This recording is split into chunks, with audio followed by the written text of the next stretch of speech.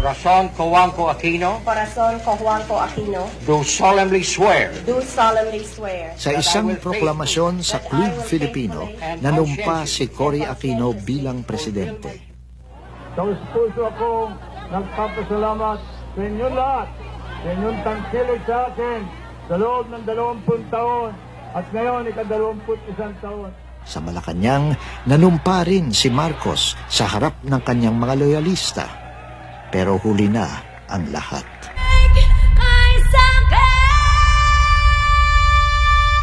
On the unprecedented way, we achieved our freedom in peace. Get them out of the Philippines. Nakikita pa ba tayo pagkatapos ito?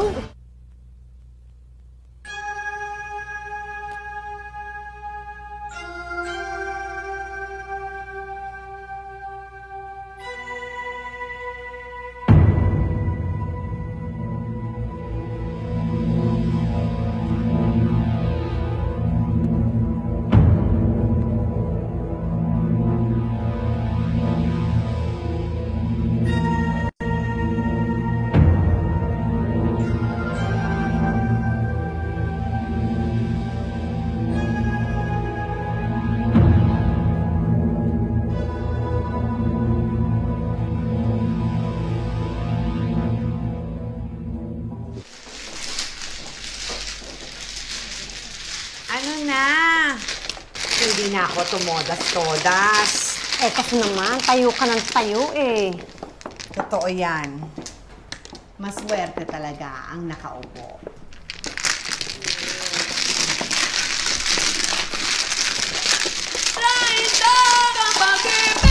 Uuwi na tayo. Ngayon na. At saan naman tayo pupunta? Dito kami mamamatay ng daddy mo. Nagtatapang-tapangan ka! Anak niyo po ako, Dad! I am your son! Alsa tayo dito. Natatakot na ako eh. Saan ka natatakot? Sabihin mo nga sa akin, masama ba akong tao?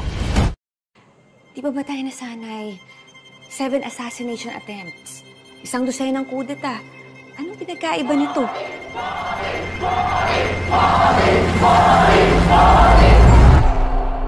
Kanina pa lang 6:30 ng umaga, may sinasabi na yung babae sa radyo na wala na raw yung mga Marcos. Ano yun? Sino itong mga kasama natin dito? Aparisyon? Bongbong! Dad! Bakit ganyan pa rin ang damit mo? Anong gusto mong palabasin? Dad, pinasabugan na po nila tayo. My order is to disperse in the crowd all the time, Mr. President, without shooting them. No. So, ang gusto mo, pasabugan din natin sila. Pugat to ng mga ahas! Dilingkis na nila tayo! Maghihintay na lang sila ng kung kailan yung tamang oras para lagutin yung hininga natin! Anong alam mo sa pagkapanalo? Anong alam mo sa katapatan? Gayong, palagi kang nagpa-party, palagi kang wala, palagi kang nasa club! Walang mamamatay dito. Hindi ko kayo iiwan ni Daddy. Bibit-bitin ko kayo sa ayaw niyo at sa gusto. Bakit ba kasi tayo aalis? Kung hindi tayo lalaban, kailangan naman maging ligtas tayo. Pinalibutan na nila itong Malacañang. Hindi na maintindihan kung sinong pwedeng pagkatiwalaan dito sa palasyo. We are finally free and we can be truly proud of the unprecedented way we achieved our freedom in peace. Get them out of the Philippines.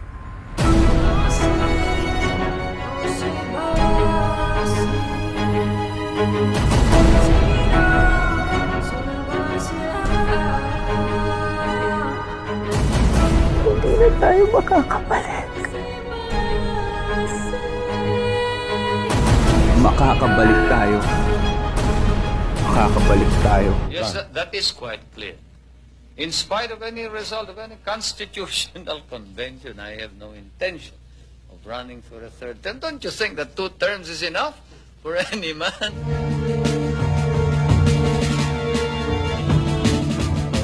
I have proclaimed martial law in accordance with the powers vested in the President by the Constitution of the Philippines.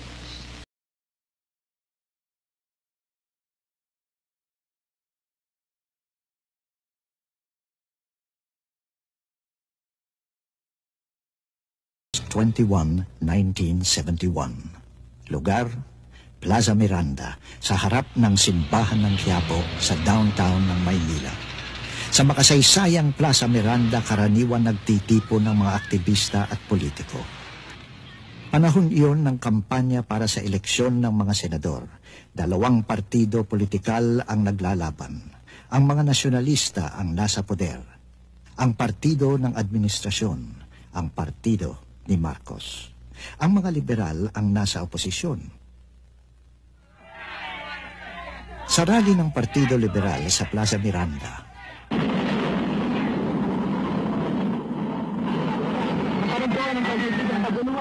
Dalawang granada ang inihagis sa entablado.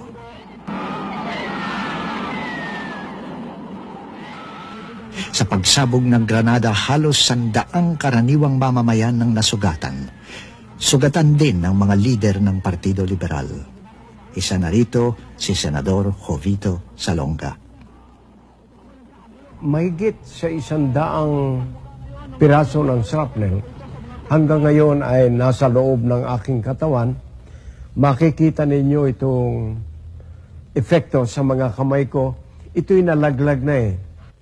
At dito tumama ang isang malaking shrapnel na 1 millimeter short of my aorta. Ang sabi ng mga doktor, kung yun eh, just so much as touch your aorta, patay ka na. So I missed death by only 1 millimeter. Isang misteryo hanggang ngayon ang insidente sa Plaza Miranda. Malakas ang suspecha noon na si Senador Benigno Aquino ang kasabwat ng mga komunista sa pambobomba sa Plaza Miranda. Sa tingin ng marami, layunin niyang maghasik ng lagim at lumikha ng kaguluhan. I, Ferdinand P. Marcos, President of the Philippines, by virtue of the powers vested upon me by Article 7, Section 10, Paragraph 2 of the Constitution, do hereby suspend the privilege of the writ of habeas corpus. Kasunod ng pambobomba sa Plaza Miranda, sinuspinde ni Marcos ang writ of habeas corpus. Ibig sabihin, kahit sino ay pwede nang ipadakip ng mga may kapangyarihan at hindi na kailangang iharap sa korte. Dahil sa lakas ng protesta laban sa writ suspension, napilitan si Marcos na ibalik ang writ of habeas corpus.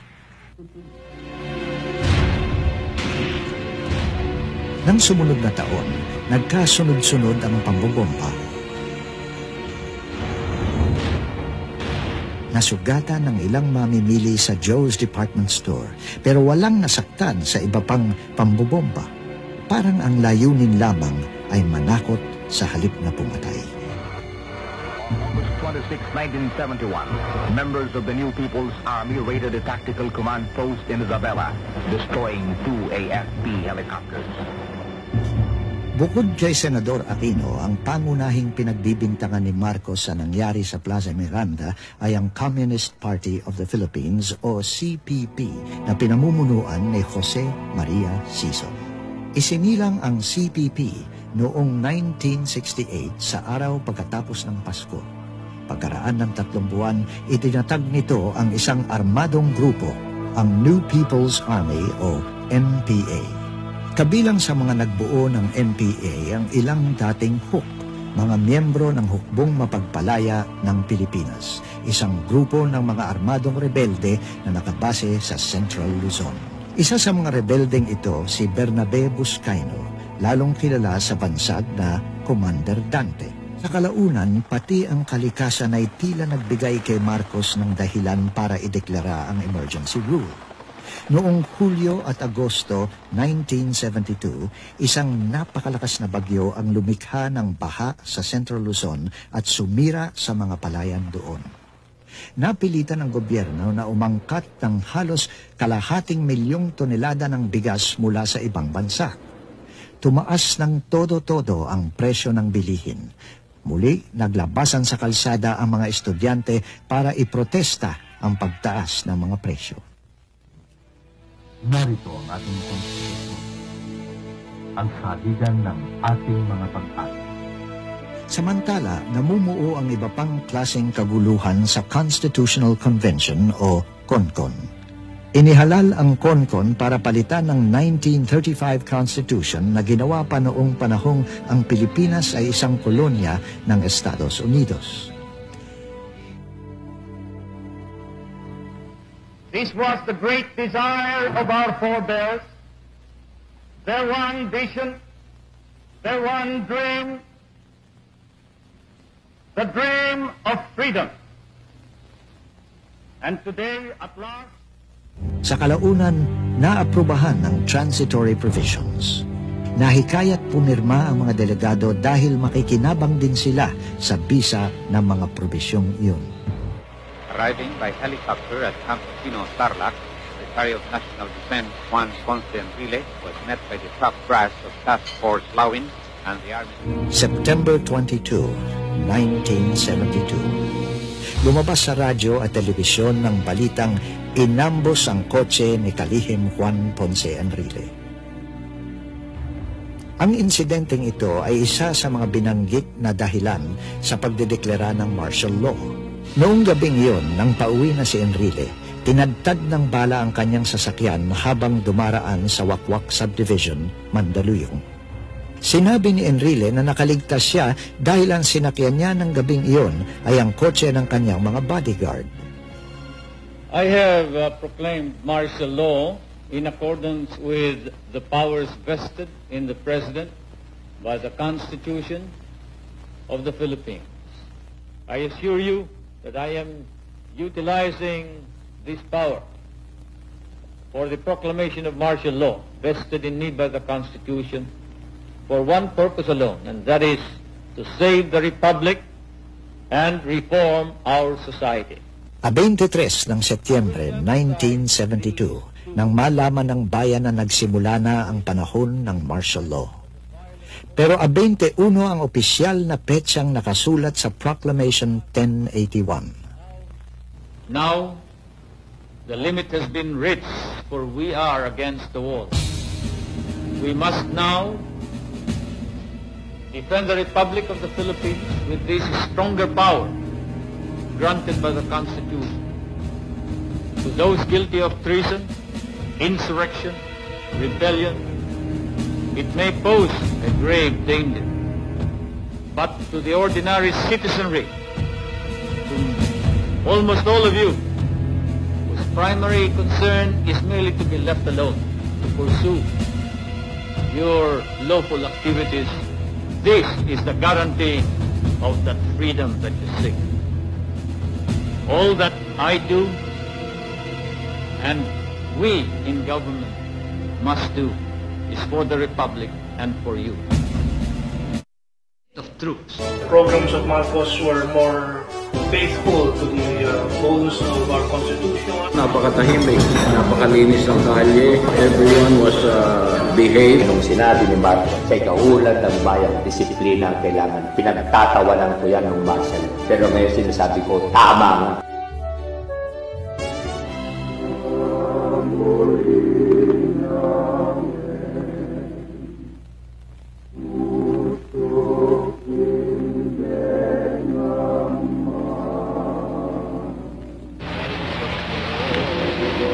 This is the old but lucky bed where the President was born in the morning of Monday at 7 o'clock, September 11, 1917. Oh, we had our bed here. My husband is there. Do you know where the crib would be? There, by his side. Ang presidenteng nagdeklara ng martial law ay kinilalang isa sa pinakamatalinong Pilipino ng kanyang henerasyon. Habang estudyante sa law school at 21 anyos lamang, nasangkot siya sa isang kontrobersyal na insidente. Ang kanyang ama, si Mariano Marcos, ay natalo sa pagkakongresista ng Ilocos Norte. Ang nanalo ay si Julio Nalundasan.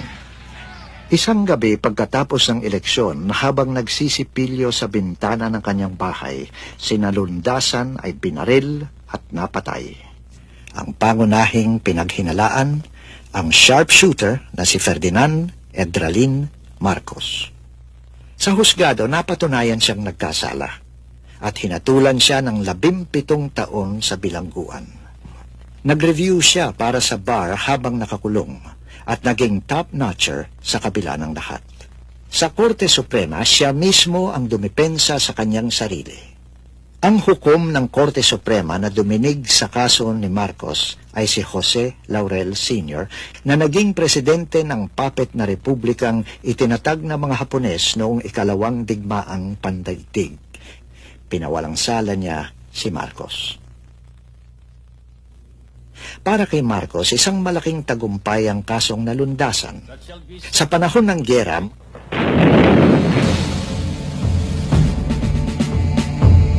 sa ikalawang digmaang pandaigdig, bumuo siya at pinamunuan niya ang isang grupong gerilya na nakilala sa pangalang ang Maharlika.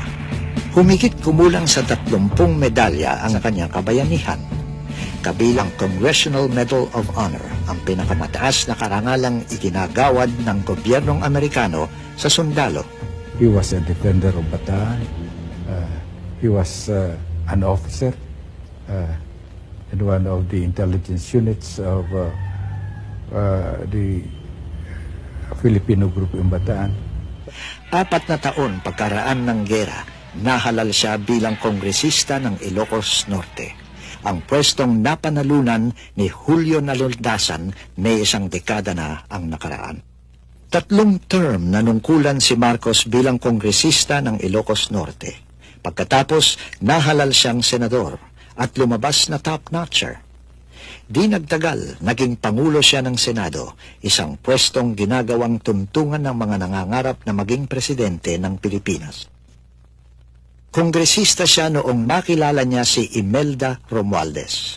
Sa loob lamang ng ilang araw, napasagot niya at pinakasalan ang Rosas ng Tacloban. Sa pagpapakasal kay Imelda, nagkaroon si Marcos ng balwarte sa 2 rehiyong mayaman sa boto. Taga-sur si Imelda, taga-norte ako. Nasabi niya sa isang interview, "Kung magkasama kami, saklaw namin ang buong bansa." What can I do? What can I be? When I'm with you, I wanna stay there. If I'm true, I'll never leave, and if I do, I know the way there. Tama ang kanyang kalkulasyon. Enero 1966, nanumpa si Ferdinand Marcos bilang ika-6 na presidente ng Pilipinas.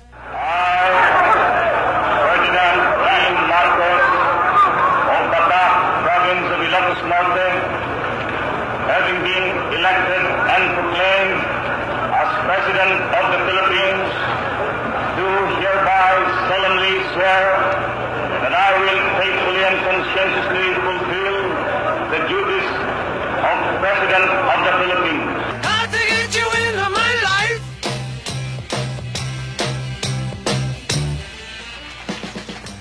I think the first term in particular was memorable for the achievements in infrastructure. And whenever you travel in the country, you still see this foundation. Kasama na rin yung mga malalaganap na national highway sa buong bansa. Yung 4 years ni President Macapagal,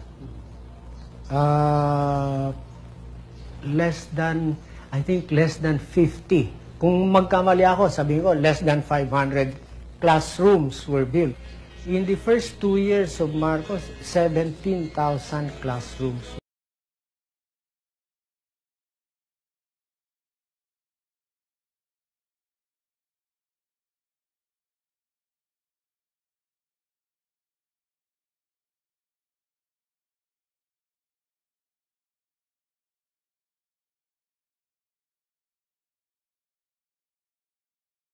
Maaaring mataas ang popularidad ni Marcos pagkaraan ng halos 2 taon ng panunungkulan.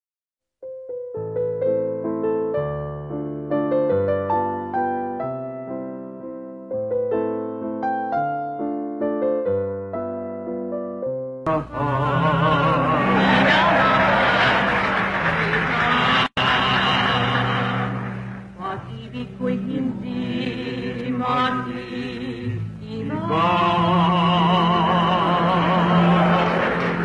hindi mo ba nadarama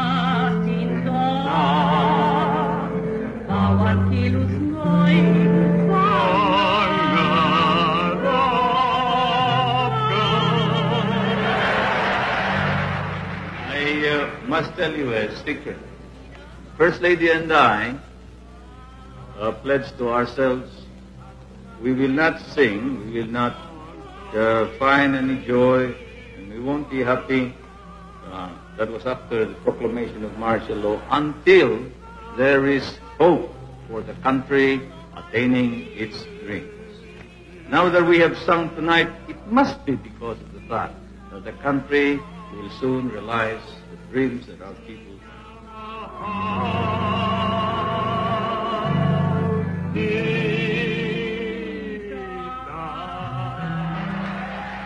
Martial law was a Lincolnian instrument. If you will remember, President Lincoln, during almost the union of the United States there was a civil war. In order to stop the disintegration of the United States, of the Union, he proclaimed martial law even if martial law was not provided for in the American Constitution. I know that opportunity has been knocking at the door for a long, long time for the Filipino people to rise up on their own and build a new nation and build a new country, a country of which our children and their succeeding generations shall be proud. We build a new country, a new nation, and new people in this new society.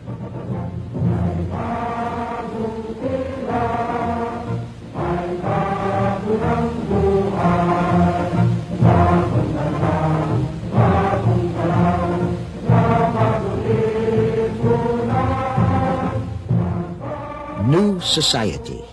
Yon ang itinawag niya sa bagong kaayusang itinatayo niya kapalit ng sistemang kanyang giniba. Bagong lipunan.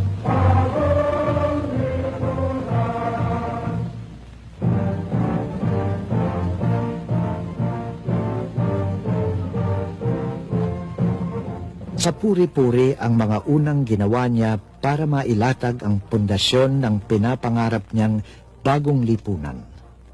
Iniutos niya na lansagin ang mga private armies. Pinasuko niya ang mga armas na hindi lisensyado. Pinatalsik niya ang humigit kumulang sa 6,000 empleyado ng gobyerno na di umano'y kasangkot sa graft and corruption.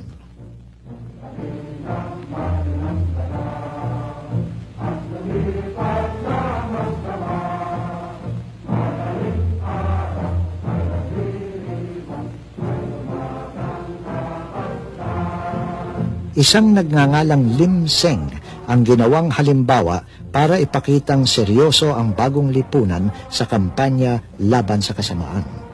Sa utos ni Marcos, si Lim Seng ay mabilisang isinakdal sa krimeng paglalako ng droga at hinatulan ng kamatayan ng hukumang militar. Binaril siya ng firing squad.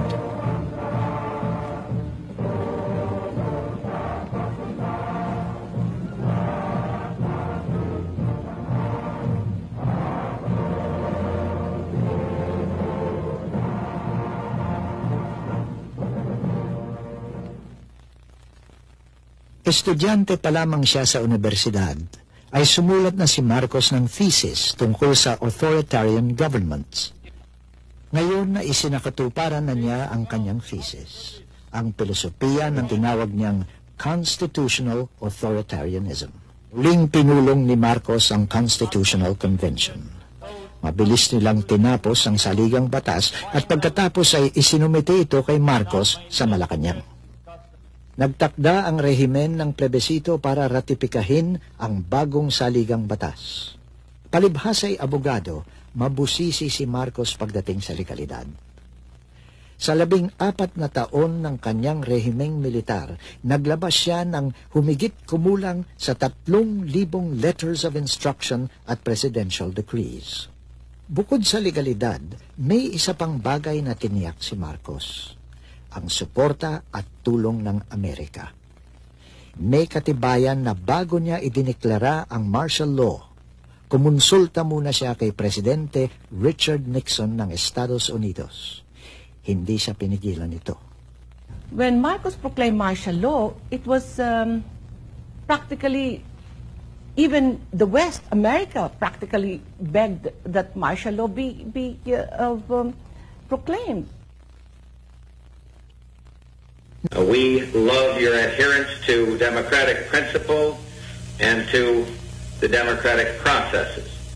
Nang pumutok na ang EDSA noong 1986, nang nalalagay na sa peligro ang interes ng Estados Unidos dahil sa patuloy na pagsuporta nito sa rehimeng militar, ay saka pa lamang tuluyang binitawan ng Amerika si Marcos.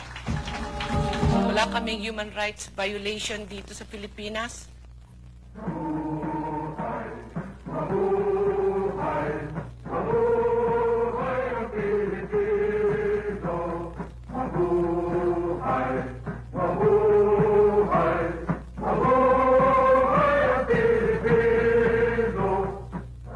Ang tagapagpatupad ng martial law ay ang Armed Forces of the Philippines. At salamat sa martial law, lalong naging makapangyarihan ng sandatahang lakas. Makikita natin na simula noong 1972, in increasing numbers, military officers became, assumed the important and strategic positions in the civilian bureaucracy, including ambassadors to foreign countries, including governors in provinces that had a high incidence of insurgency.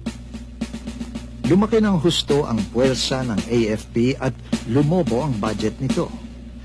Para masentralisa ang kapangyarihan, ang pulisya na dati nasa ilalim ng mga alkalde ay ipinailalim ni Marcos sa militar. Hindi matatawaran ang katapatan ni Ver kay Marcos. Ayon sa biru-biruan, kung palulundagin daw ni Marcos si Ver, ang isasagot nito from what floor, sir?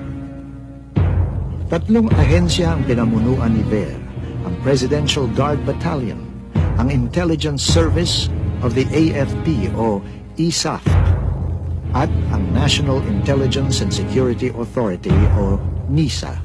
There was no Filipino that was executed during the martial law period, even if he was convicted with murder or convicted for a death sentence. Walang Filipino. That's what martial law can be proud about. It was a compassionate society. It was a benevolent leadership. Smiling martial law. Kalat ang mga slogan tungkol sa bagong lipunan.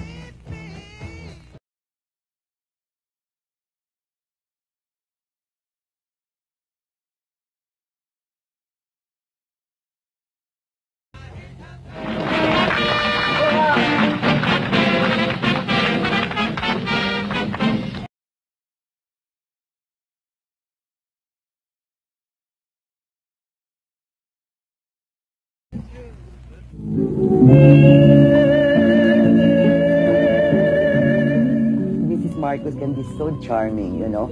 I remember when he became president, I asked him, now Ferdinand, that you are president, this was in '65, what's my role as your first lady?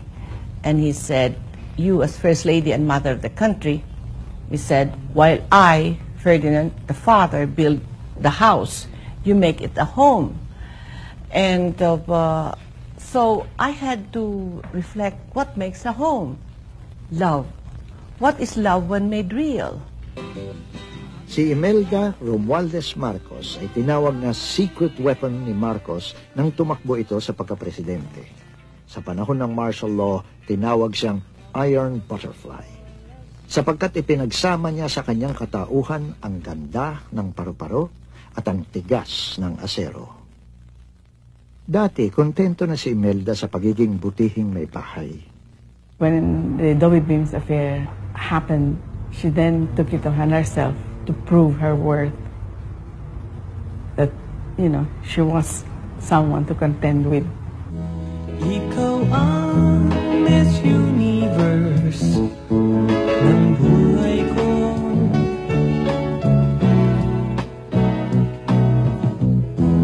Ilang beses ko pa naman sasabihin sa'yo.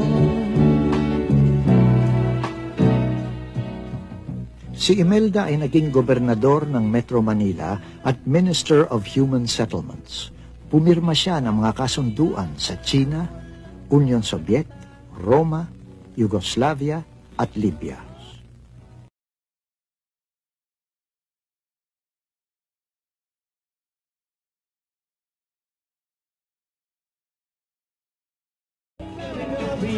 Sa mararangyang handaan. Ayon sa mga kritiko, si Imelda ay may edifice complex. Ito'y sa dahilang nagpatayo siya ng kung ano-anong edipisyo at gusali. Folk Arts Theater, Philippine International Convention Center, Heart Center, Lung Center, Kidney Center, Film Center, Cultural Center. Yung Cultural Center, yun ang parang our monument to the Filipino soul and spirit.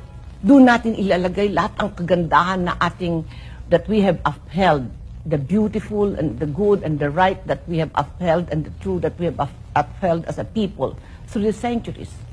Nang ikasal ang anak niyang si Irene,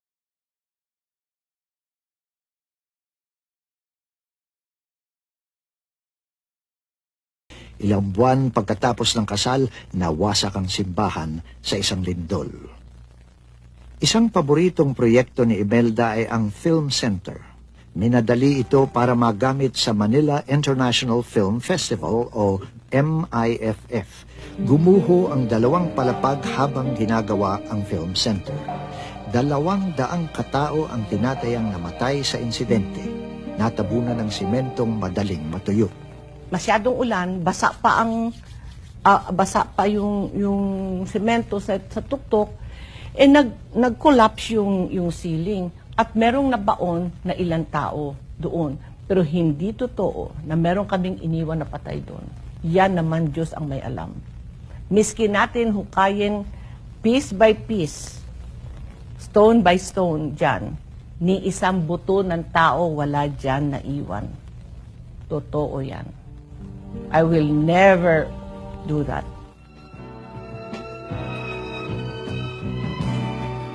Bakit ngayon? Ang dumi-dumi. Walang parang ang traffic, walang order. At tapos pagka nakikita ko pa yung mga bata, yung mga bulag, yung matatanda, naglilimos, wala man lang pumapansin. Anong araw lahat yan, yung matanda man, bata, hindi mo makikita. Doon kasi kukup-kupin ko lahat at lalagyan ko ng home for the aged, home for the orphans. Meron akong lahat nun from womb to tomb.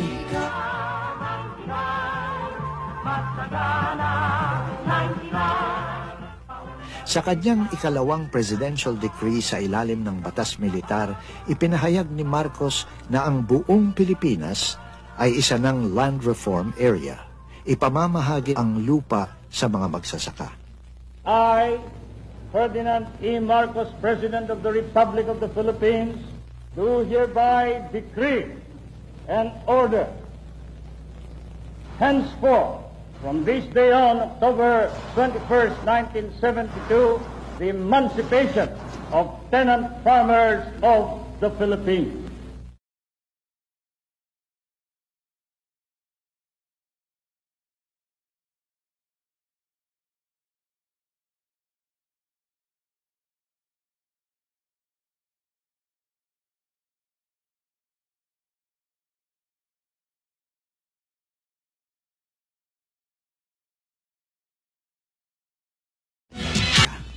Ipinasok ni Marcos sa gobyerno ang mga technocrats na tulad nina Paterno, Gerardo Sicat at Cesar Virata.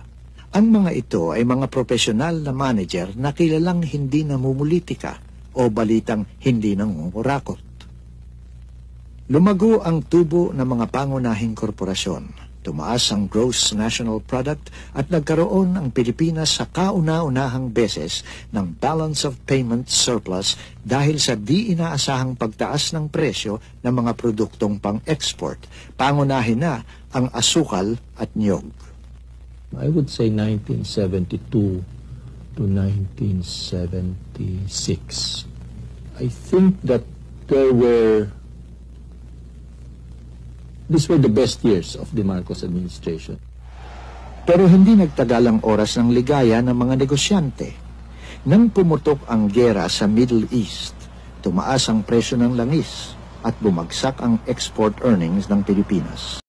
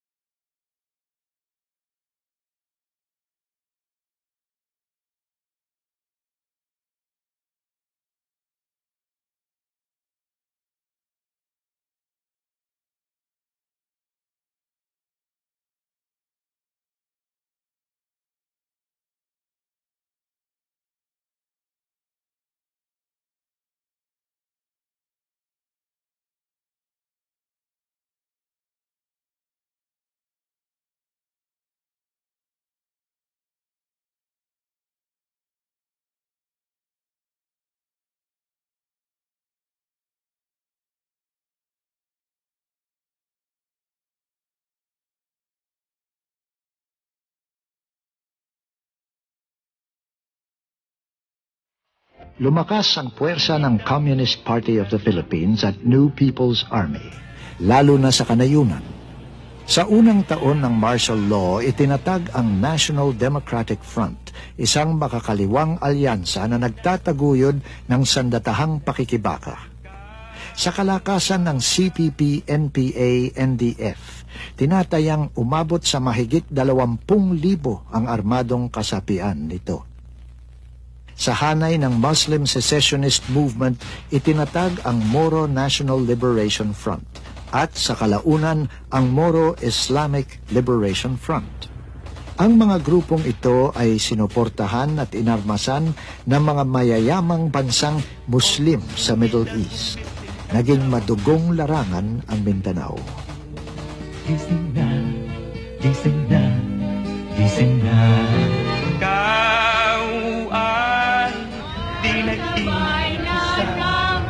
Ikilos mo ang iyong mga kamay, hakbang mo ang iyong mga paa.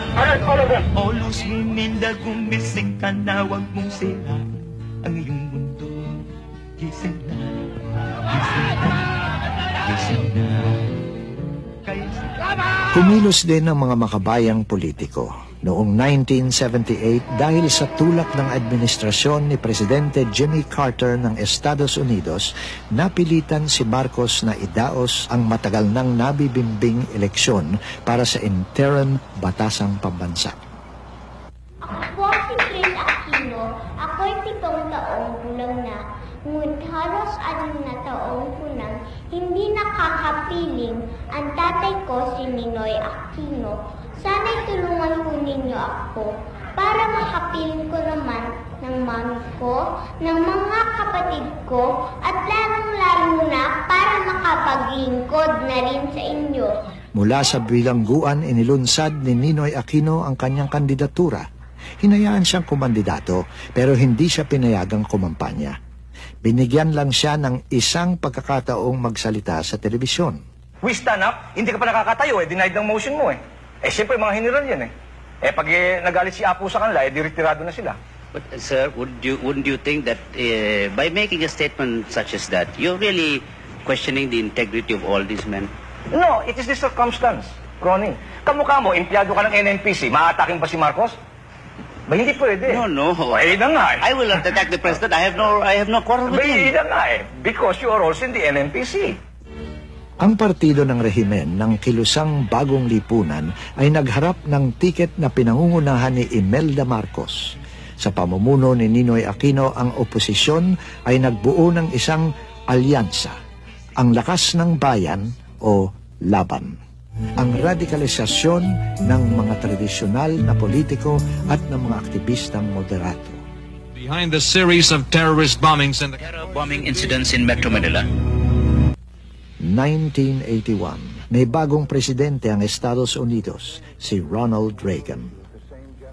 Nakatakdang dumalaw sa Pilipinas ang Papa si John Paul II. Dahil sa mga pangyayaring ito, napilitan si Marcos na magluwag. Formal niyang inalis ang martial law at nagdaos siya ng isang eleksyon sa pagkapresidente. Binoykot ng oposisyon ang halalan, nanalo si Marcos.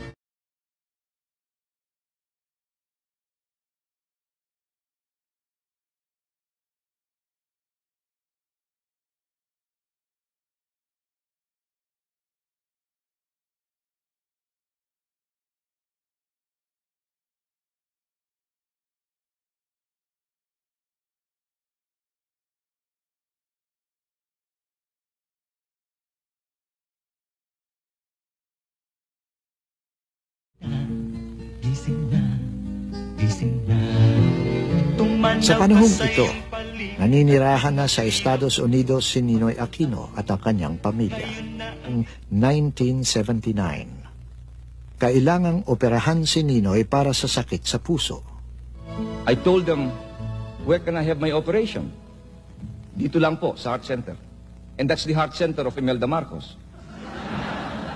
And I asked, who can do the operation for me? The director said, ako lang po. He was the director of the heart center, handpicked also by Imelda. I said, Doctor, pagpaliban mo na ka ako. Thank you na lang. I said, if they cannot operate on me in America, please bring me to my cell. May 8. My wife visited me early in the morning, and she told me, the hospital is crawling with Metrocom cars. Guards all over the place. Baka kami magbibisita sa'yo. Then all of a sudden, my guards started jumping, putting their barong Tagalog, hiding all of their guns. I said, tama, may darating na VIP. And then lo and behold, the beautiful one ascended into my suite. She came, and she was really beautiful. She has not aged, and she sat down and said, Naku, Ninoy, sabi niya, I'm sorry to see you like that. Would you like to go to America? Abay ka ko, sure. Oo. Eh sa tuwa ko, tinanggal ko pa yung aking kwintas, kako anting-anting ko ito, iwanan ko nakaprepare dito. Palayasin na niyo ako, pumunta niyo ako sa Amerika. Sabi niya, there's a plane leaving at 6 o'clock. You can be in that plane.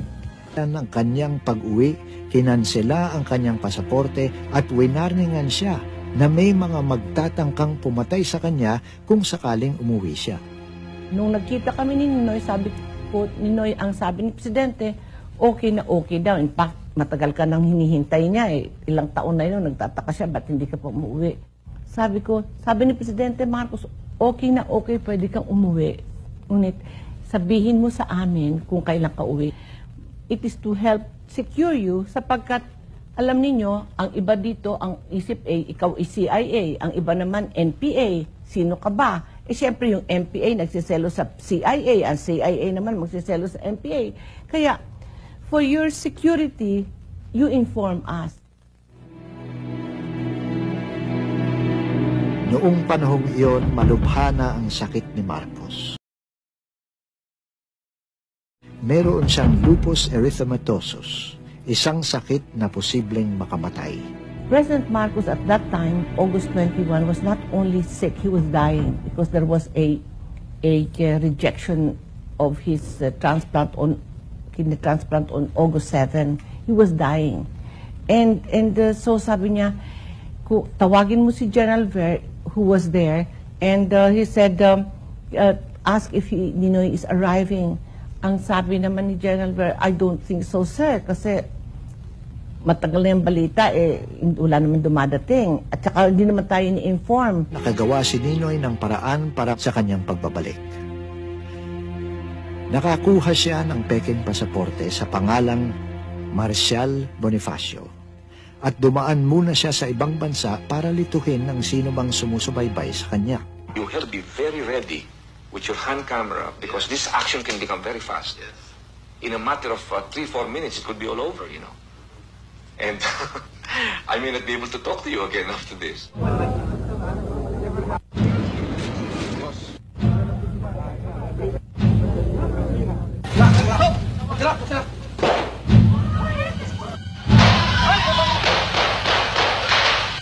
I have promised to return. I have returned against all odds. Dahil sa tindi ng reaksyon ng taong bayan, nag-utos ng formal na investigasyon si Marcos. 2 investigative commission ang binuo. At binuwag din pagkatapos dahil walang kredibilidad sa publiko. Ang ikatlo, ang Agrava Commission sa pamumuno ni Judge Corazon Agrava ay hindi nagpakita ng takot. It was so sad. On my birthday, months after, they indicted me in the Agrava Commission 1984. And hindi ko maintindihan bakit ako nakaunang sinalang nila indicted for the assassination of Ninoy. And every time I think of it, I cannot understand why. Si General Fabian Ver ay isa sa mga pinaghihinalaang utak ng krimen. Ipinatawag din siya ng Agrara Commission at kasama siya ng mga akusadong militis ng Sandigang Bayan. Napilitan si Marcos na papagbakasyonin muna si Ver. When General Ver was asked to go on leave because of the initial findings of the Agrara Commission, the 68 general officers in the service at the time, I was the 69th, passed around a manifesto declaring support for him. At that time, I was already the acting chief of staff, concurrently vice chief of staff and chief of the Philippine Constabulary Integrated National Police. I refused to join in that manifesto. I was the only one who refused among the general officers. Sa palagay ko, orders from here in Malacañang. Pinawalang sala ng Sandigang Bayan si Ver. Agad siyang ibinalik ni Marcos sa dating pwesto. Sa mismong hanay ng militar, lumaganap ang disgusto. Nabuo ang Reform the Armed Forces Movement o RAM. Sa mga kilos protesta, nagkasama ang mga aktivistang may iba't ibang ideolohiya at ang iba't ibang sektor ng lipunan, pati na ang malalaking negosyante.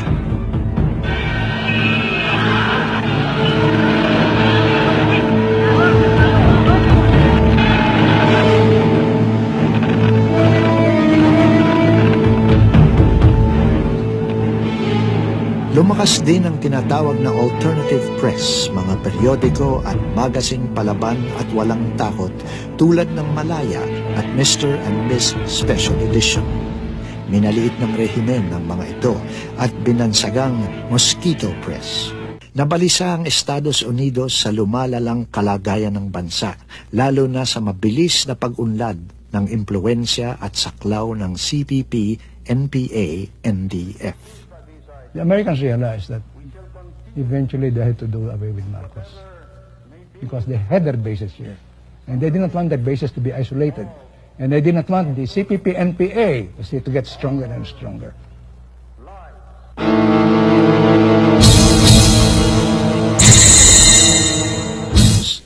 That I am ready to call a snap election, perhaps earlier than 8 months, perhaps in 3 months. Or Is it going live to air? Yes, sir. What time is it there? Sunday, 10 a.m., sir. And as you asked, it's going live to 50 million viewers all over the U.S. 10 seconds, sir. 10, 9, 8, 7, 6.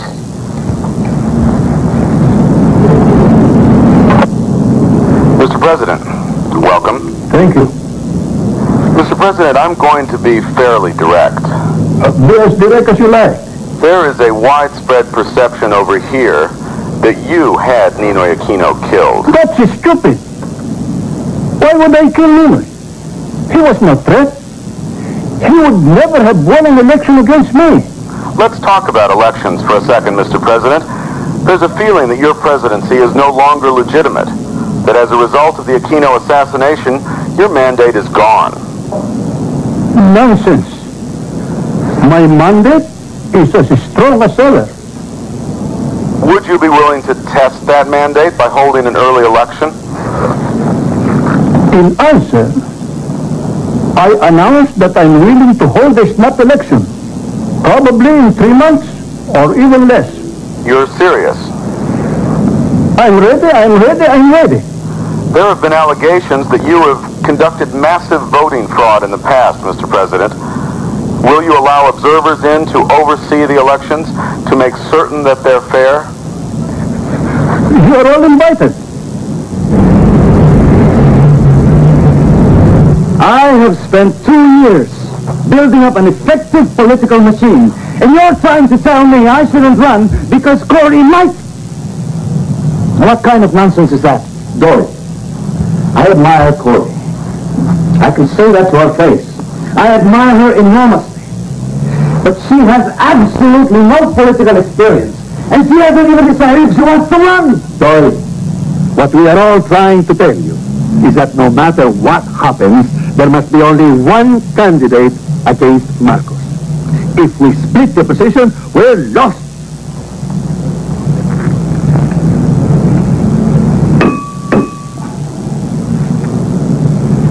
As far as I can see, there is only one candidate. Me. When you're all happy about that, contact me and we'll start to talk strategies.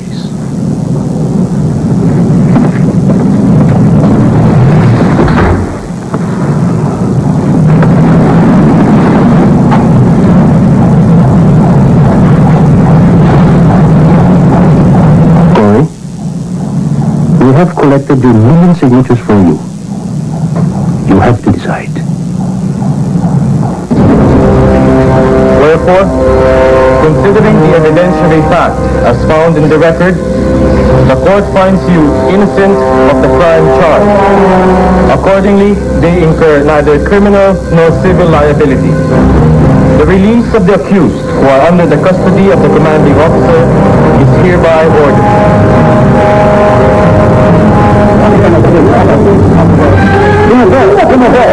Statement you'd like to make? Well, thank God it's all over. Well, does heaven glad you'd be acquitted? Never! Because there never was any cause.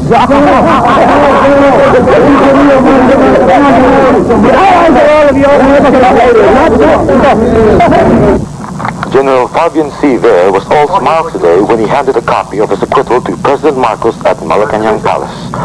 The President immediately reinstated General Ver to his former status as Chief of Staff of the Armed Forces. Earlier in the day, Ver and his co-defendants were cleared of all charges. Aquino, Mrs. Aquino has the acquittal of General Ver influenced your position on running any. Yes, I've decided to run. Aquino, is that official? Yes, I've made up my mind. Who's your running mate? Aquino, what about going around?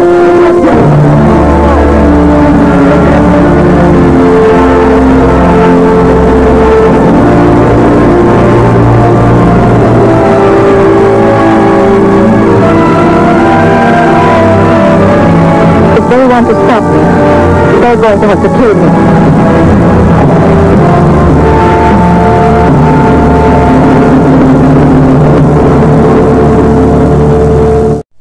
I just want to remind Mr. Marcos that it was he who called for snap elections, and once the people decided to participate, he better watch out if he threatens to frustrate their will again. I'm afraid he will have an angry people on his hands.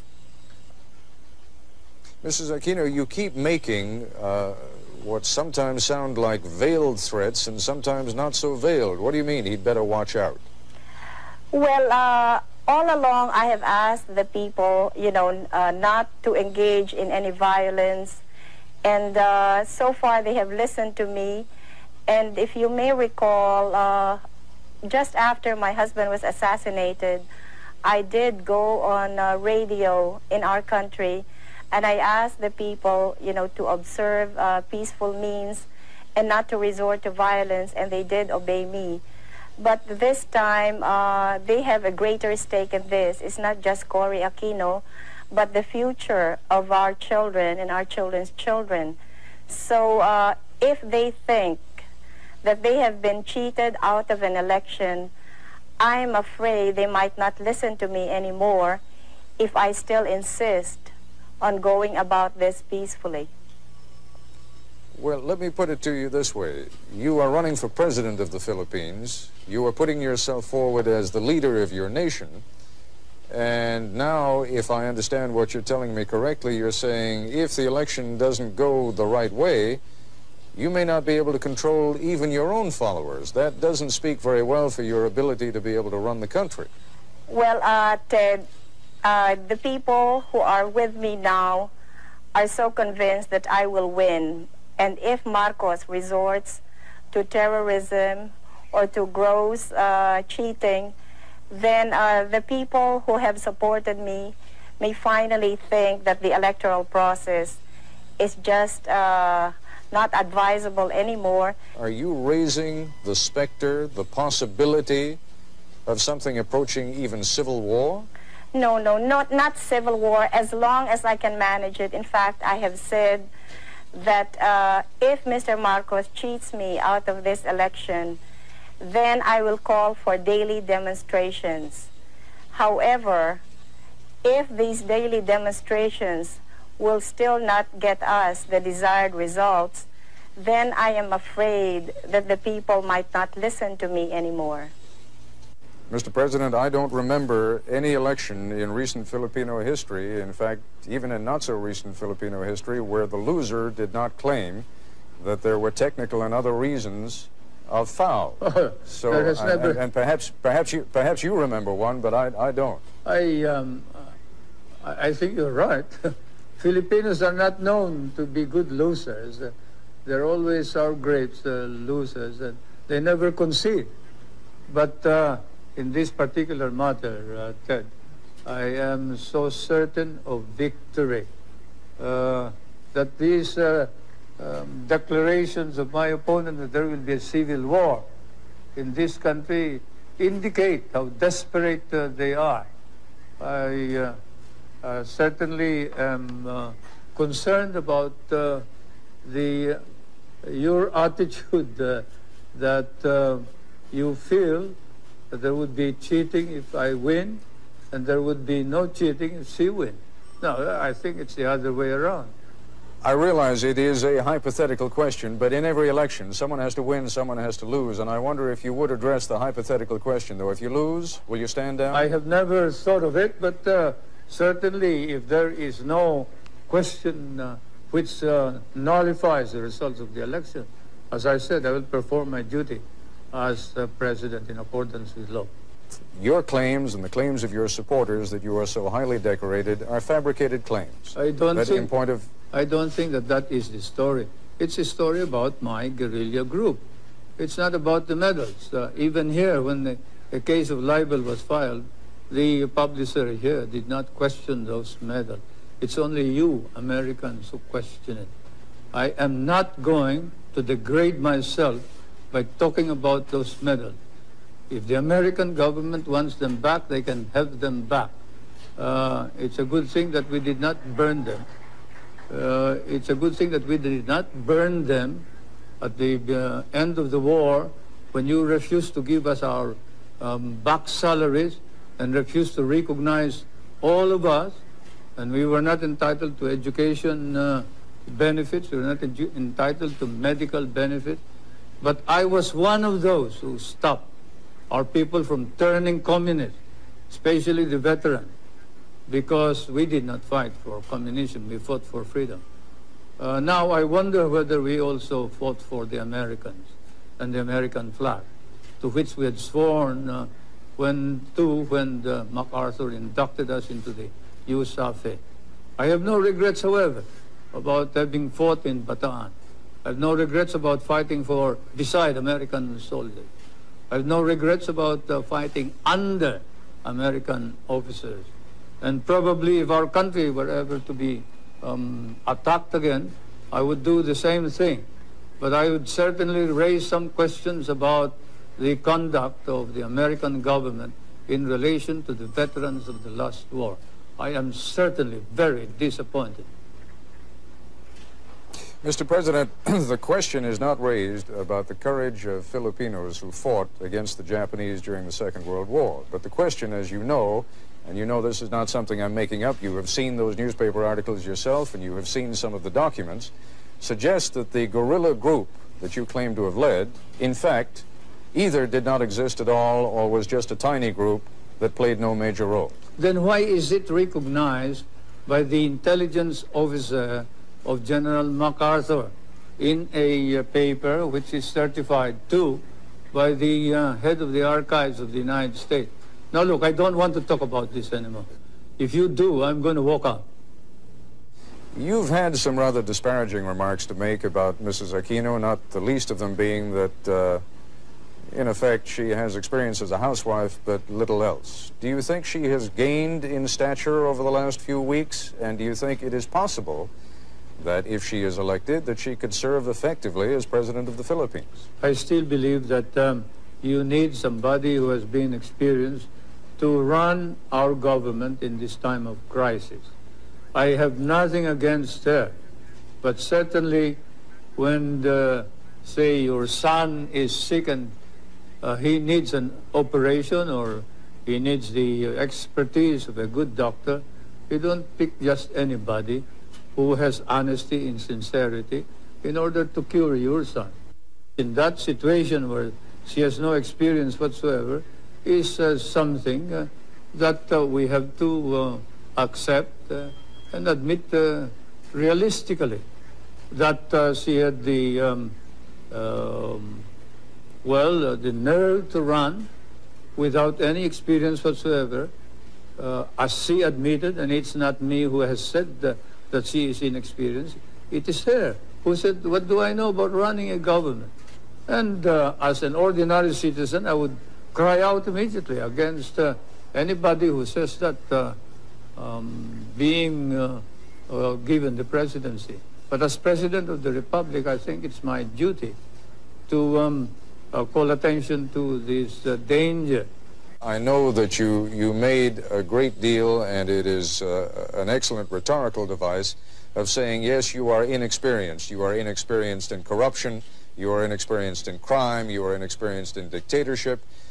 But let's be candid about it. You are also inexperienced in leadership. Now, there is a difference even between running a campaign as the widow of a martyred and beloved leader and running a country that is, as you yourself have pointed out, in a great deal of trouble. To those who are neutral about you, what do you say about your lack of experience? Well, more than experience, I think it is credibility that counts. And the truth of the matter is that the Marcos government has lost all credibility, and no way can Mr. Marcos possibly lead our country back to recovery because the Filipino people no longer believe in him. I realize that I am inexperienced, but as Mr. Marcos himself confessed, it took him 6 months to learn how to be president. And I guess I can do the same thing. As we all know, there is no school for presidents, so I don't think that should be a point against me. Your own George Washington definitely had no experience either. It is possible that he had no experience as a president, but he certainly had some experience in leadership when he became president.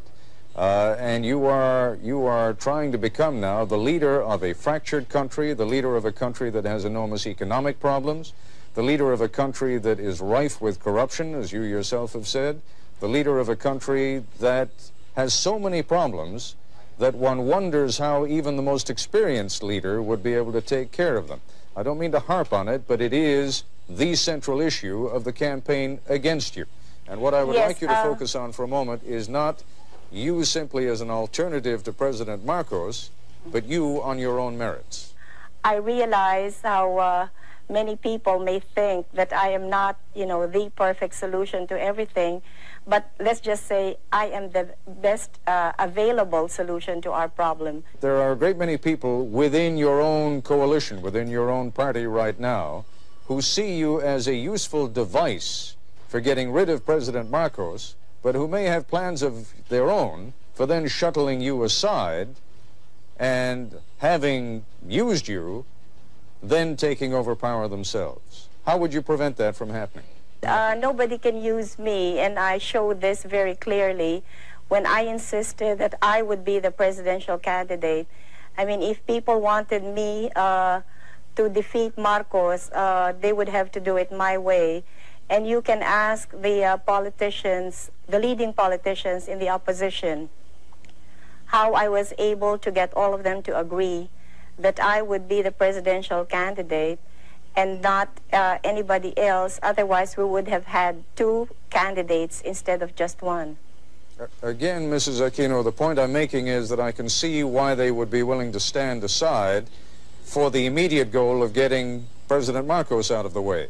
But now we're talking about real power. Now we're talking about the power of governing and leading the Republic of the Philippines. And my question is, are you confident that you can continue to rule even when some of these people are going to be trying to take power away from you. Yes, I'm very confident of that because there were no deals involved when I ran for president. So nobody has a hold on me. I am my own person. I intend to continue being that kind of person. As I said, I don't owe anybody any favors. Let's talk for a moment about the kind of relationship that a government of the Philippines under Corina Aquino would have with the United States. What kind of a relationship would you want to have with the United States? Well, I would like to continue our friendly relations with the United States, and I see no reason why that cannot be so. In fact, I would like to strengthen those relations, and definitely we will be in direct dialogue with your government, so I really see no problems there. Well, the problems again, and it seems to me that there has been a little bit of waffling on the issue of the bases over the course of the last couple of months. Would you tell me now in these final hours of the campaign precisely what your position on the bases at Subic Bay and Clark Air Force Base are? What is your position now? All right. I respect the military bases agreement, which will expire until 1991. And in the meantime, I will keep all of my options open. I know that no sovereign state can ever allow any part of its territory to be in the perpetual possession of a foreign power. And I think no ally of ours will be demanding this of me. I am not hearing from you the kind of reassurance that I think Washington really wants to hear. Now, obviously, you're under no compulsion to give it, but I wonder whether that is deliberate. No, it's not deliberate. Before the RP-US bases agreement expires in 1991, we will be in consultation with the United States, with our neighboring countries, especially the members of ASEAN, and above all, we will be consulting with the Filipino people so that we will be able to reach an agreement which will be to the best interest of the world, but in particular the Philippines. I've always maintained that those bases are needed by the two governments and probably by Asia itself, if not the world. You cannot project your naval and air power beyond the South China Sea as well as to the Indian Ocean and the Hormuz Straits in the Middle East without those bases. And we also recognize that Asian countries may be in danger if the balance of military power were not maintained between the two superpowers. And therefore, the ultimate noble purpose of all of this is to maintain that military balance in order that we can avoid war in Asia. This is to the advantage of not only the United States and the Philippines, but to the advantage of all of Asia and perhaps of the Middle East, Europe, and perhaps the world. When you hear people speculating in this country, and there has been some considerable speculation, that perhaps things are becoming a little bit too dicey in the Philippines and that the United States ought to think about putting its bases elsewhere. You take that seriously? I take it seriously, and certainly we would not stop you if you want to get out of the Philippines. Do you think that Subic and Clark can be replaced? You will not be able to find any replacement of Subic and Clark, but you are free to get out anytime you think it wise to do so.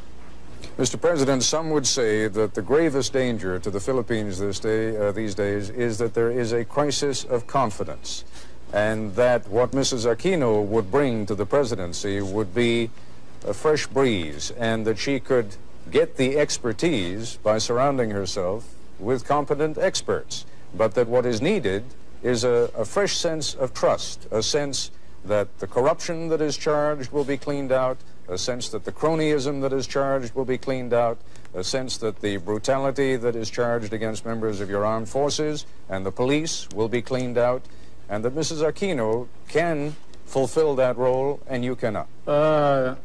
You, sir, are guilty of speculation and making allegations that are not proved by evidence. Corruption and hidden wealth were charges included in the impeachment proceeding. They were debated upon, and the opposition was challenged to present their evidence. They could not. There is no evidence. Even in your hearings in the House of Representatives Subcommittee of Mr. Solar, Congressman Solomon and Roth, I think, have said that there is no evidence about corruption or hidden wealth, and that this is all hearsay and all rumor. Now you repeat it as if it is the gospel truth. I question your right to make this as a premise for any further questioning. I must say that hearsay, rumors, speculation as a basis for a question by reputable newspapers and foreign correspondents should have no place in a society like ours. Your society Mr. and President, ours. you are quite right. If I were the only one raising those questions, there would be no point in raising them at all. The number does not matter, Ted. Whether 1,000 people raise it, if there is no evidence, then it is false.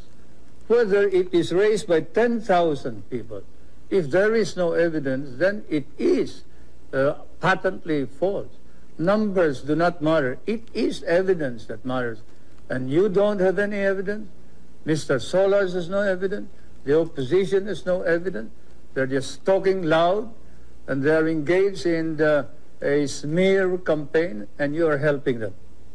Mr. Solars claims that he has testimony from someone who met with who claims that he has testimony from someone who met with your wife, Mrs. Marcos, who spoke to him of properties that you hold through other names in New York, and that Mrs. Marcos said to this man who testified before the committee that she expected by 1987 to have $70 million worth in profits on those properties. Now, that is the testimony. You're saying there is no testimony. It may be inaccurate, but the testimony, sir, is there. The witness, when asked by Congressman Solomon whether there is any evidence whatsoever proving this, said, I merely heard it. It is something that I heard from somebody. I do not know your sources of information. You may be more accurate than I am.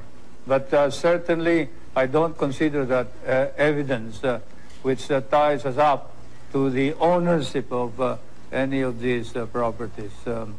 And we are looking into the manner in which the evidence has been obtained by some of your investigators and some of your foreign correspondents, your newspaper men. And then after the elections, we will then look into the legal aspects of the coercion and intimidation that has been going on against some of the witnesses.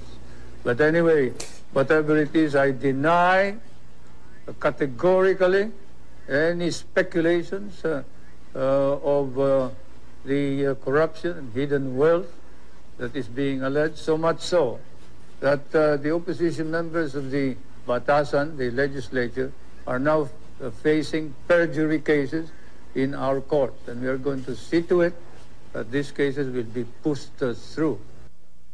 There have been charges by both sides, against both sides, of corruption in the voting process.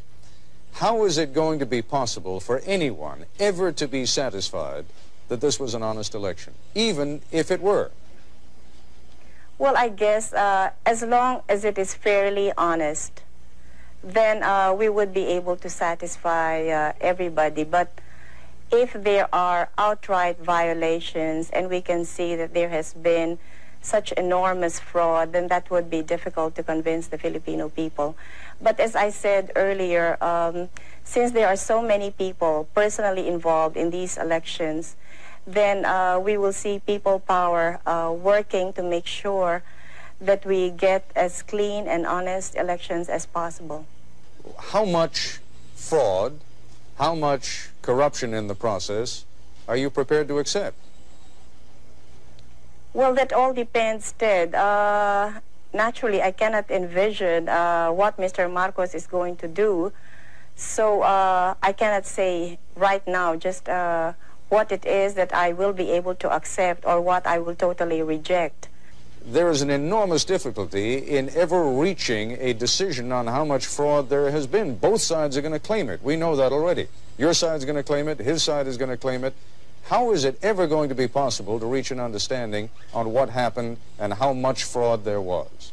Well, Ted, we all know who is the real power in this country, and it's a one-man power. So since he controls almost everything in this country, it is really unthinkable that we in the opposition, you know, can manage cheating the way he is accusing us of. He controls COMELEC, and he has all of the government forces behind him. So how can he possibly accuse us of committing fraud? Well, if he has all the power, as you say, and if you already believe that he is committed to win this election by whatever means he can, then how is it possible that you're going to win? Well, as I've been saying all along, it's people power that has finally emerged in this past campaign. And there will be many of these people who will be poll watchers in the coming elections. So they will be guarding their respective polling precincts, and they will also be watching the tabulations. So I am counting on all of these people to help us get an accurate count. What happened during the campaign with regard to media coverage? President Marcos has told me that you have certainly had access to the television and radio stations, and he denies categorically that you have been kept off. Well, you know, take for example the question of rallies, and ours last night, I don't know if you were given a minute or two, but normally all of President Marcos's speeches are covered in full. So I'll be lucky if I can have a sentence or two. We both addressed the Chamber of Industries, and his speech was covered in full. I think I had 2 sentences, which I was allowed to, well, which local television aired.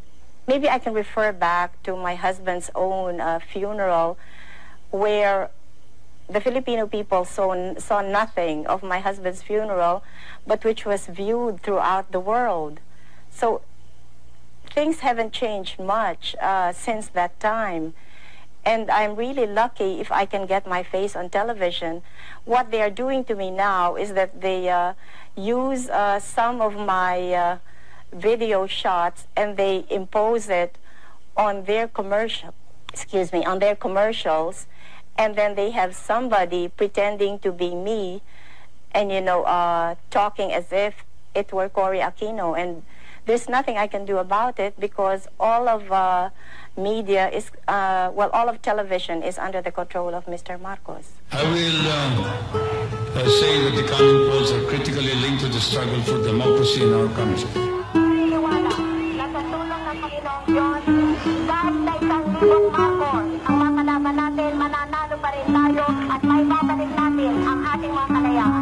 The opposition is planning a mock, kunyari lang, a stage, a false ambush.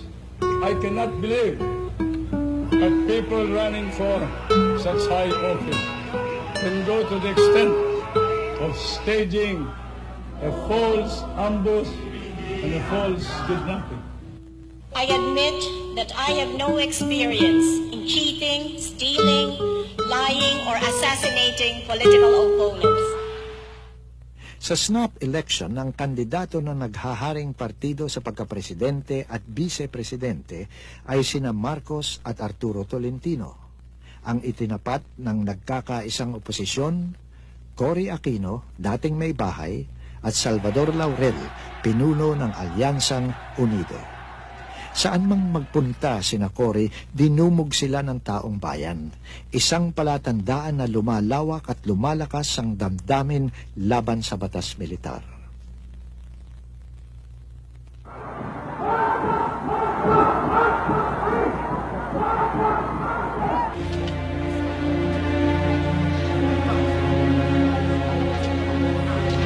Nang mag-walk out bilang protesta ang mga computer technicians, itinuloy sa batasang pambansa ang bilangan ng boto.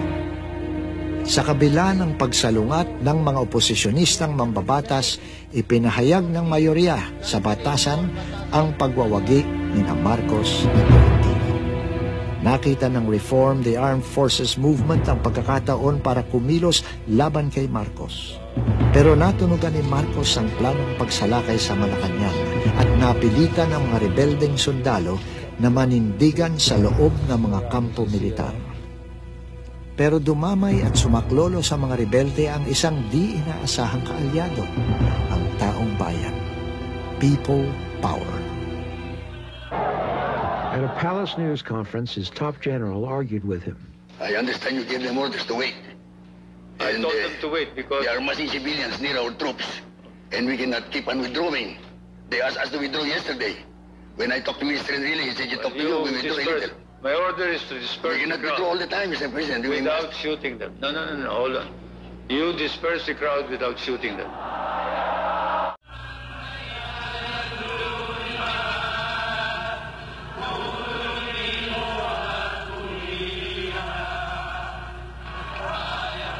I appeal to the civilians to stay calm.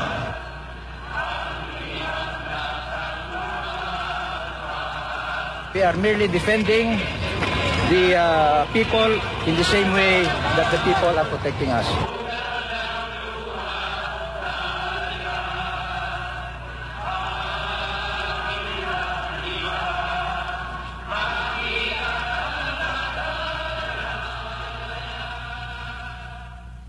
This is a small matter which we have control of.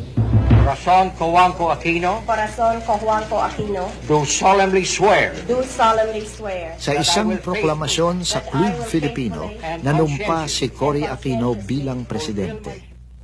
Taos puso akong nagpapasalamat sa inyong lahat, sa inyong tangkilik sa akin sa loob ng 20 taon.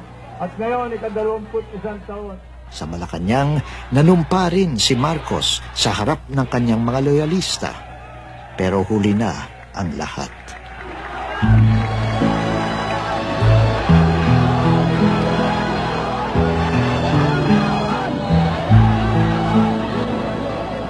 Sa ika-4 na araw ng People Power, nagkakandarapang tumakas sa Malacañang si Marcos, ang kanyang pamilya at ang kanilang malalapit na tauhan.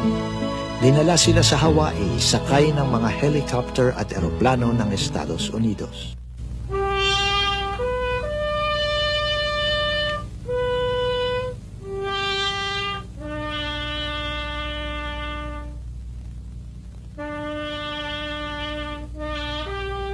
Namatay si Ferdinand Marcos sa Hawaii noong 1989. Pinayagang iuwi sa Pilipinas ang kanyang bangkay.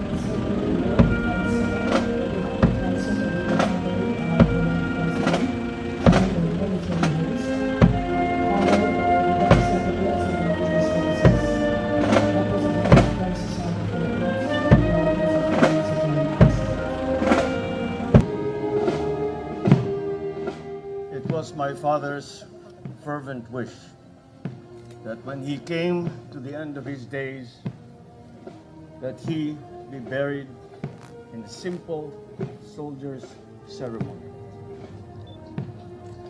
This was in keeping with his idea that he was but a soldier doing his duty, a citizen serving his country.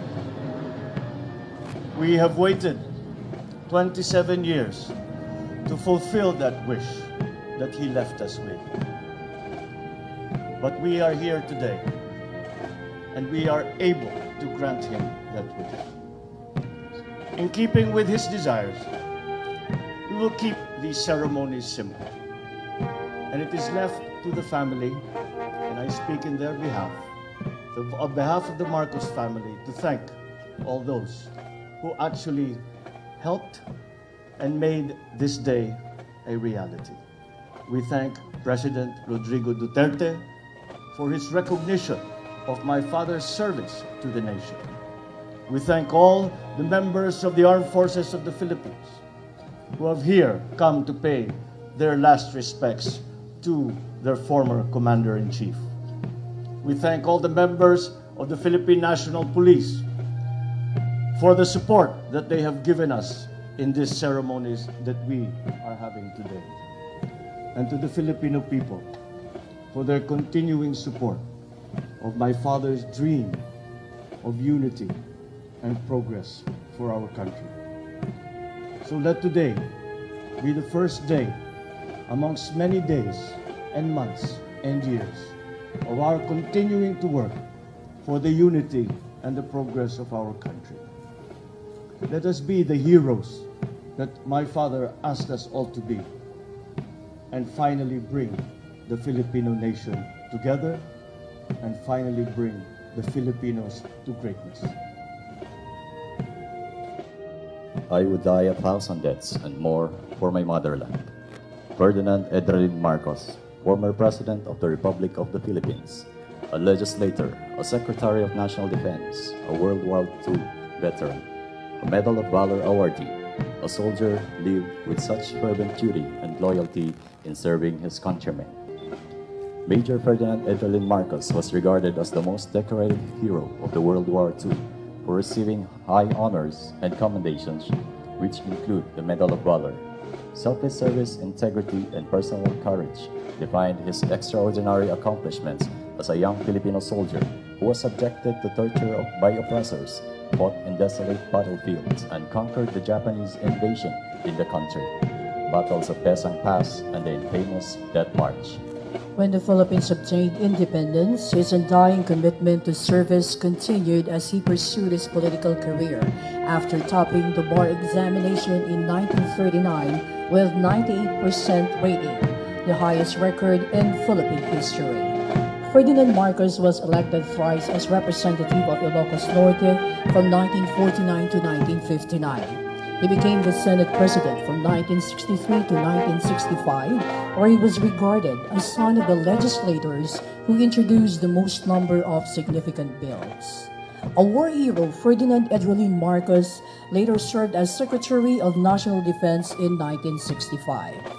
Carrying the same mission of serving his country and fellow, Ferdinand Edralin Marcos was elected thrice as President of the Republic of the Philippines from 1965 to 1986. As one of the youngest elected president in history, he made a vision for the Philippines. This nation can be great again, and began realizing it by establishing numerous state colleges and universities, iconic infrastructure projects, primary healthcare facilities, enacting rural electrification program, among others. He also led educational reforms which widened free access to schools, agrarian reforms which led to the country's food sufficiency record, and labor reforms and opportunities which boosted employment potentials of Filipinos here and abroad. Today, we honor a true patriot who willingly sacrificed his life for his country and people. For almost 3 decades of waiting, we have come to the right time to finally lay him to rest, to where he wished to be laid, beside his fellow soldier and comrades. If there are no heroics now, from whom will future generations derive their inspiration? He said. May we then be all heroes in our own ways, as President Ferdinand Edralin Marcos did his own toll in big battles of life and create the best vision for the next generation. the great vision which he inherited from his promise. For every tear you shed, there will be a victory. As we put him to rest, may we, the people of the Republic of the Philippines, finally unite this politically divided nation and uphold the spirit of true reconciliation. With one mind, one heart, one soul, and one spirit, let us embrace national peace, healing, and unity. Salamat, Apo. Salamat, President Ferdinand Edralin Marcos.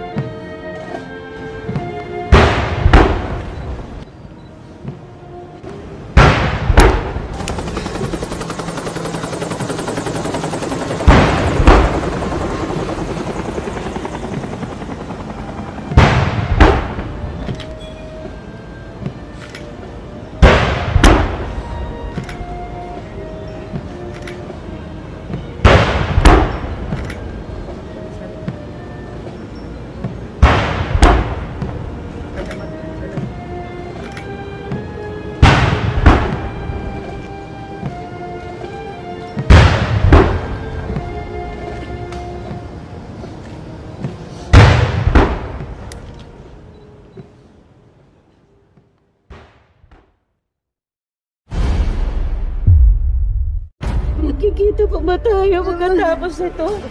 Uuwi na tayo. Ngayon na. At saan naman tayo pupunta? Dito kami mamamatay ng daddy mo. Nagtatapang-tapangan ka! Anak niyo po ako, Dad! I am your son! Alsa tayo dito. Natatakot na ako eh. Saan ka natatakot? Sabihin mo nga sa akin. On the unprecedented way, we achieved our freedom in peace. Get them out of the Philippines. Di ba tayo nasanay? 7 assassination attempts. 1 dosenang kudeta. Anong pinagkaiba nito?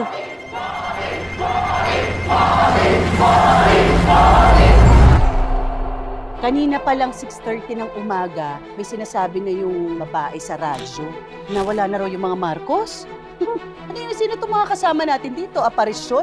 Bongbong! Dad! Bakit ganyan pa rin ang damit mo? Anong gusto mong palabasin? Dad, pinasabugan na po nila tayo. My order is to disperse in the crowd all the time, Mr. President. Without shooting them. No. So, ang gusto mo, pasabugan din natin sila. Pugat to ng mga ahas! Dilingkis na nila tayo! Maghihintay na lang sila ng kung kailan yung tamang oras para lagutin yung hininga natin! Anong alam mo sa pagkapanalo? Anong alam mo sa katapatan? Gayong, palagi kang nagpa-party, palagi kang wala, palagi kang nasa club! Walang mamamatay dito. Hindi ko kayo iiwan ni Daddy. Bibit-bitin ko kayo sa ayaw niyo at sa gusto. Bakit ba kasi tayo aalis? Kung hindi tayo lalaban, kailangan naman maging tayo. Pinalibutan na nila itong Malacañang. Hindi na maintindihan kung sinong pwedeng pagkatiwalaan dito sa palasyo. We are finally free and we can be truly proud of the unprecedented way we achieved our freedom in peace. Get them out of the Philippines.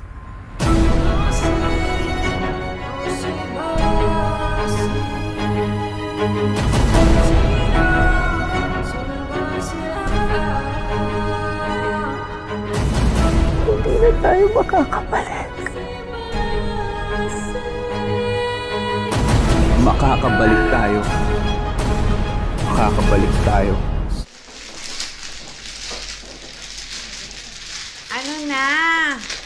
Hindi na ako tumodas-todas. Kasi naman, tayo ka ng tayo eh. Totoo yan. Maswerte talaga ang nakaupo.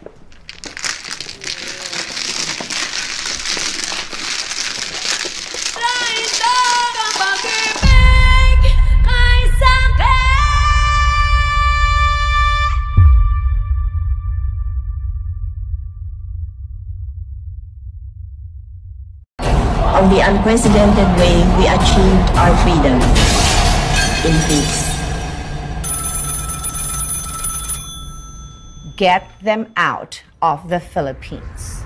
Makakabalik tayo. Ano na?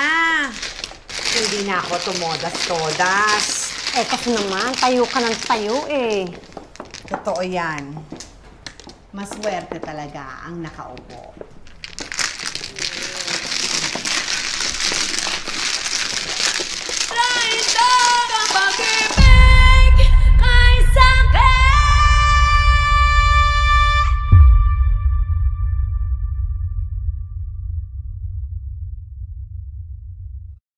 Magkikita pa ba tayo pagkatapos nito?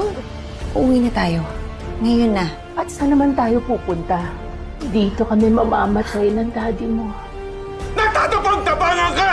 Anak niyo po ako, Dad! I am your son! Alsa tayo dito. Natatakot na ako eh. Saan ka natatakot? Sabihin mo nga sa akin, masama ba akong tao?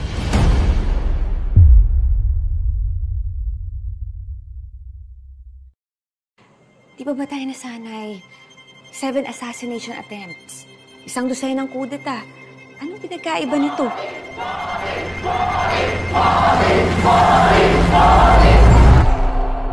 Kanina pa lang 6:30 ng umaga, may sinasabi na yung babae sa radyo na wala na raw yung mga Marcos. Ano yun? Sino itong mga kasama natin dito? Aparisyon? Bongbong! Dad!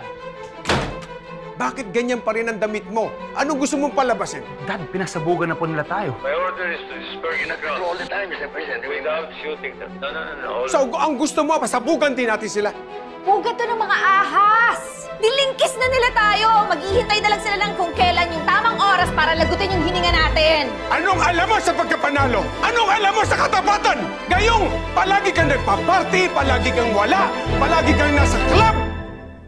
Walang mamamatay dito. Hindi ko kayo iiwan ni Daddy. Bibit-bitin ko kayo sa ayaw niyo at sa gusto. Bakit ba kasi tayo aalis? Kung hindi tayo lalaban, kailangan naman maging ligtas tayo. Pinalibutan na nila itong Malacañang. Hindi na maintindihan kung sinong pwedeng pagkatiwalaan dito sa palasyo. We are finally free and we can be truly proud of the unprecedented way we achieved our freedom in peace. Get them out of the Philippines.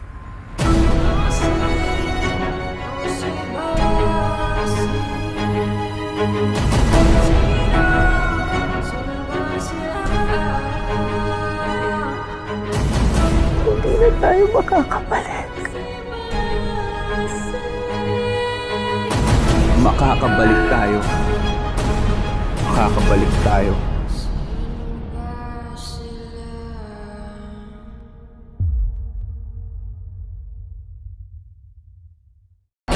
On the unprecedented way we achieved our freedom in peace. Get them out of the Philippines. Makakabalik tayo.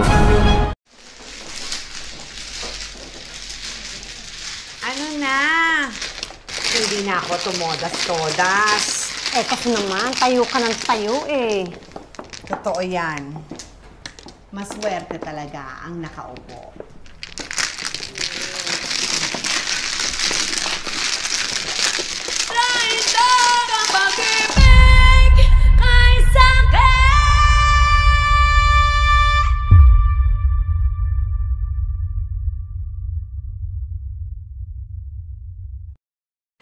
Di ba tayo nasanay? 7 assassination attempts. 1 dosenang kudeta. Anong pinagkaiba nito?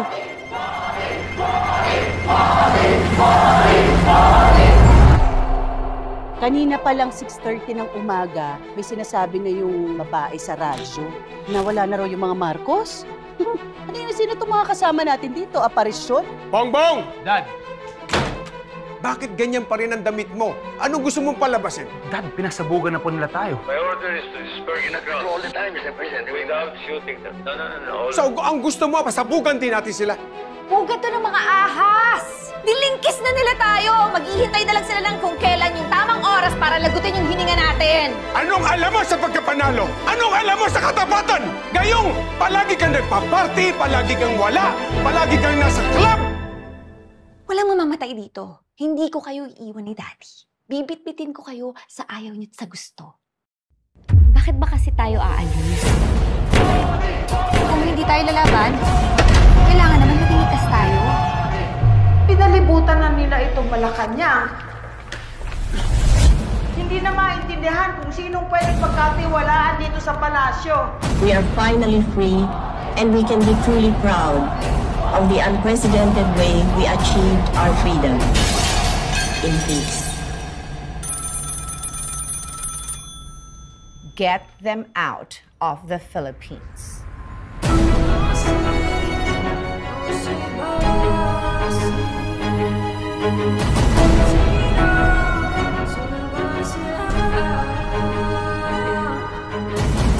Hindi na tayo makakabalik.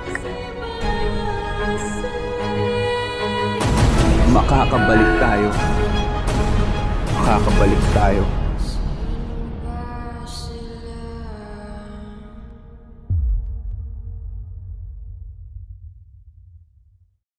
Nakikita pa ba tayo pagkatapos ito? Uuwi na tayo. Ngayon na. At saan naman tayo pupunta? Dito kami mamamatay ng daddy mo. Nagtatapang-tapangan ka! Anak niyo po ako, Dad! I am your son! Alsa tayo dito. Natatakot na ako eh. Saan ka natatakot?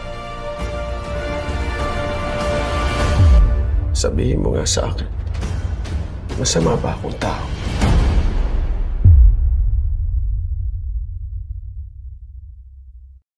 Nakikita pa ba tayo pagkatapos ito? Uuwi na tayo. Ngayon na. At saan naman tayo pupunta? Dito kami mamamatay ng daddy mo. Nagtatapang-tapangan ka! Anak niyo po ako, Dad! I am your son! Alsa tayo dito. Natatakot na ako eh. Saan ka natatakot? Sabihin mo nga sa akin, masama ba akong tao?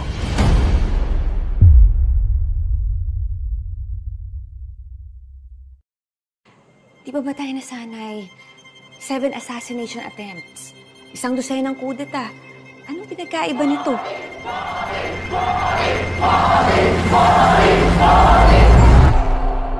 Kanina pa lang 6:30 ng umaga, may sinasabi na yung babae sa radyo na wala na raw yung mga Marcos.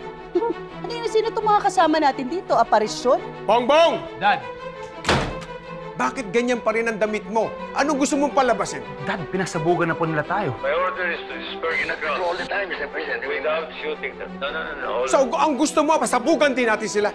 Pugat to ng mga ahas! Dilingkis na nila tayo! Maghihintay na lang sila ng kung kailan yung tamang oras para lagutin yung hininga natin! Anong alam mo sa pagkapanalo? Anong alam mo sa katapatan? Gayong palagi kang nagpa-party, palagi kang wala, palagi kang nasa club! Walang mamamatay dito. Hindi ko kayo iiwan ni Daddy. Bibit-bitin ko kayo sa ayaw niyo't sa gusto. Bakit ba kasi tayo aalis? Kung hindi tayo lalaban, kailangan naman maging likas tayo. Pinalibutan na nila itong Malacañang. Hindi na maintindihan kung sinong pwedeng pagkatiwalaan dito sa palasyo. We are finally free and we can be truly proud of the unprecedented way we achieved our freedom in peace. Get them out of the Philippines.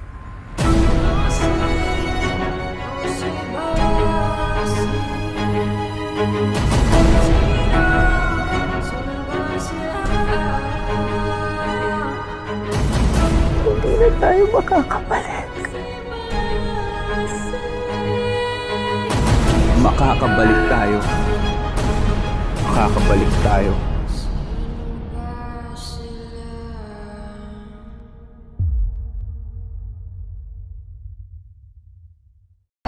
On the unprecedented way, we achieved our freedom in peace. Get them out of the Philippines. Makakabalik tayo.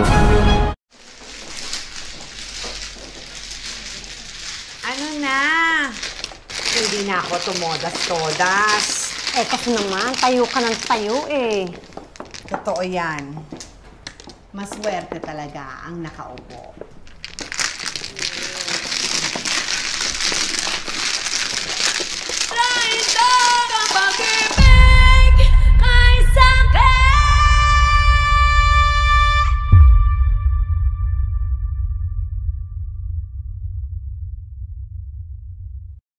Nakikita pa ba tayo pagkatapos ito? Uuwi na tayo. Ngayon na. At saan naman tayo pupunta? Dito kami mamamatay ng daddy mo. Nagtatapang-tabangan ka! Anak niyo po ako, Dad! I am your son! Alsa tayo dito. Natatakot na ako eh. Saan ka natatakot? Sabihin mo nga sa akin, masama ba akong tao?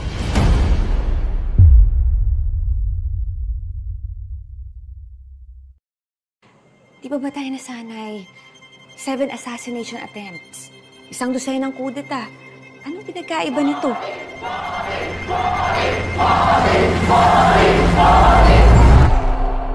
Kanina pa lang 6:30 ng umaga, may sinasabi na yung babae sa radyo na wala na raw yung mga Marcos. Sino itong mga kasama natin dito? Aparisyon? Bongbong! Dad!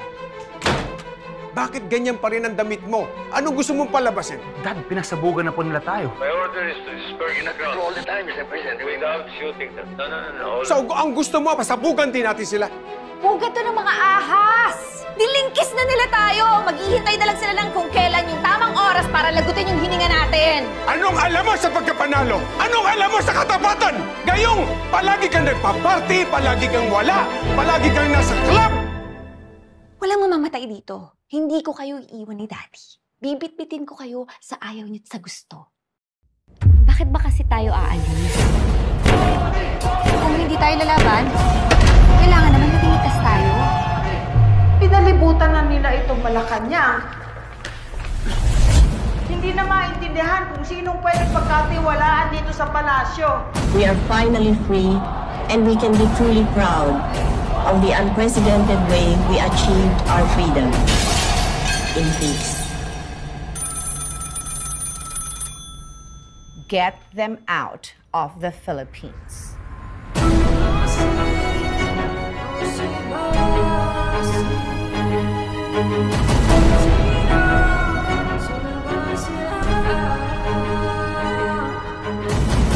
Hindi na tayo makakabalik. Makakabalik tayo. Makakabalik tayo.